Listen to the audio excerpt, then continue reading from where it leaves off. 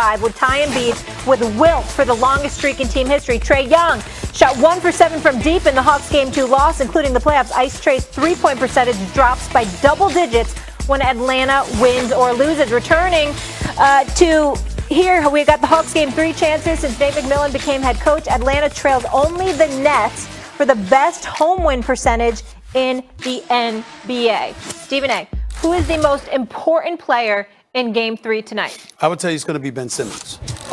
That comes from the fact that I was in Atlanta for their first round series against the Knicks, seeing that crowd, how they feed off of that crowd in Atlanta, not to mention the fact that, obviously it's familiar rims because that's their home court.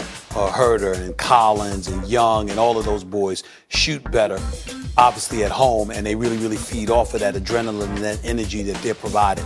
The reason why Ben Simmons is so important, Max, is because in this particular game, the other games I didn't feel that way. I thought it was Tobias Harris, if you recall.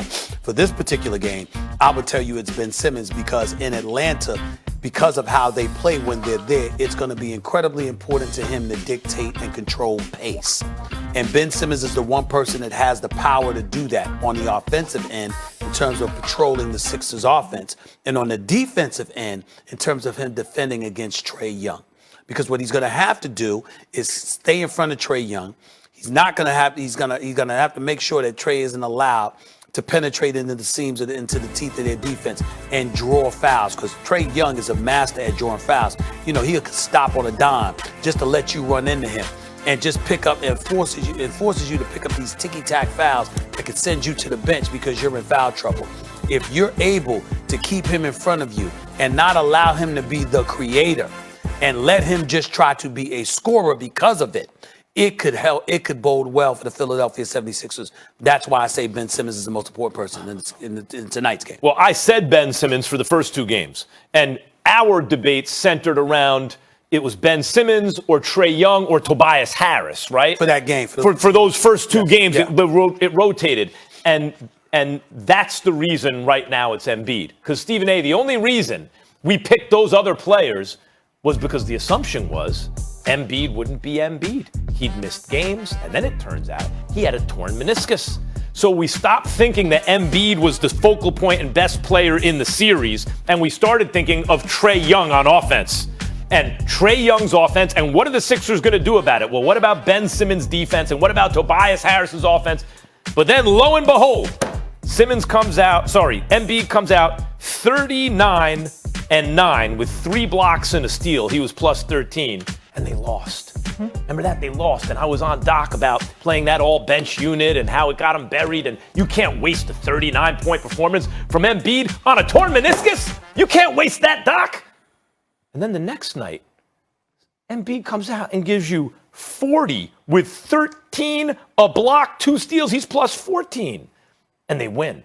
Oh, pardon me, Joel Embiid. All of my analysis of this series was assuming Embiid not the real Embiid, wouldn't be able to show up. It turns out that's either the tiniest tear in a meniscus in history, that's the least torn meniscus in the history of torn meniscuses, or is it menisci? Meniscus. Or Embiid is just that dude. And we can expect this from him night in and night out. And if this is really Embiid, then Trae Young, apologies. Ben Simmons, apologies. That's the most important player in the series. Well, first of all, a complete tear is entirely different than a partial tear, which you know. And I definitely have had my share of meniscus tears, so I know a thing or two about it. And it definitely impedes your ability to jump and all of that stuff. But in the end, you know what? If you had to play, you can still play. Apparently, to win over the Clippers on Thursday to give the Jazz a 2-0 series lead. He's now averaging 41 points against the Clippers. He has more points scored than minutes played in 6 games this postseason. As for the LA Clippers, they find themselves trailing 2-0 for the second straight series. Paul George had a big scoring night despite the loss. Here he is. They weren't number one in the West for no reason. This is a tough team. But, we're approaching this the same way Dallas was, and so as good as they're playing, as good as, this matchup is, as tough as this matchup is, we still feel like there's moments throughout this game, this series, that, we're making plays that are self-inflicted.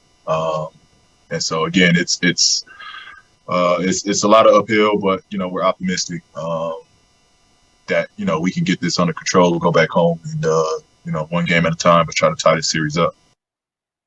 First of all, the Braids are on point as always. But Stephen A., when I was watching this game, I thought of you. I'm thinking to myself, Lakers out, Heat out, maybe Clippers out. I know your travel plans are looking kind of sad right now. Yes. So with that being Better said, hope Milwaukee doesn't beat Brooklyn. are the Clippers done, in your opinion? I think they are. I don't think they beat Utah. Well, first of all, it's not fair for me to even say it like that. What I mean is I picked Utah to win this series before it began. So I'm certainly not going to pick them to lose 4 of the next 5 games. Okay. So that's where that comes from. And the reason why I said that is because of 3 things, not necessarily in this order. They have a big-time perimeter defender in Royce O'Neal who can chase ball handlers around and chase stars around. They have an elite reigning defensive player of the year, frontline defender in Rudy Gobert. And they have a superstar. Make no mistake about it. Donovan Mitchell is a superstar. He's the kind of guy you can sit up there and say, here's the ball. Take us there. When everybody knows it's you, when everybody knows what you're going to do it, when everybody can imagine how you're going to do it, and they still can't stop you. It is official. This brother, after what he did last year, remember, sent Russell Westbrook and Paul George home in the playoffs a couple of years ago. And so breath smelling like Similac wet behind the ears. He pulled that off. Last year, he put on the show against Denver and Jamal Murray and the boys, even though they lost in 7 games. This year, he is 6-0. They are 6-0 when he is in the starting lineup. He is averaging 32. In this series, he's averaging 41 on 52% shooting.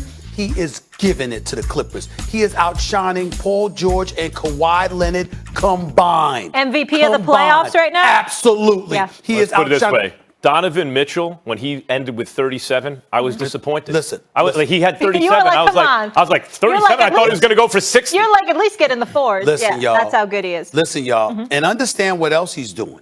If you're Steve Ballmer, Yeah. the owner for the billionaire owner, multi-billionaire owner for the Los Angeles Clippers, building a new arena in Inglewood and all of this other stuff. If Donovan Mitchell takes your Clippers out, guess what, Max? Let Kawhi go. Let him walk. Let him exercise his option and go elsewhere. Because now you're talking about your best chances with LeBron James home. You're talking about this is arguably the Clippers' best chance to win the chip. If last year wasn't, certainly this year was. Yeah. And if you don't get it done now you're talking about retooling, rebuilding, trying to establish a culture. You can't establish, as big time as Kawhi Leonard is, you can't establish a culture with a dude that you've got to exercise load management with All right, look. so excessively. So I'm just saying. Can they win? I'm just saying. The magnitude of what Donovan Mitchell is doing to these Clippers cannot go unnoticed. And it's certainly not going unnoticed. It's the headline. Yeah. And by the way, Donovan Mitchell, most points, I believe this was before even this last game, to start a playoff career in the first 28 games, whatever it was. MJ, number 1, greatest scorer of all time. Wilt, number 2, second greatest scorer of all time. I think Donovan Mitchell's now 3rd on that list. MJ, Wilt, Donovan Mitchell. Max, he's already the best player in Jazz franchise history. Yeah, ahead of Karl Malone. And John Stockton. When it counts? He's already when better. it counts. He's already look, better. look. Over Yes. Malone. Karl Malone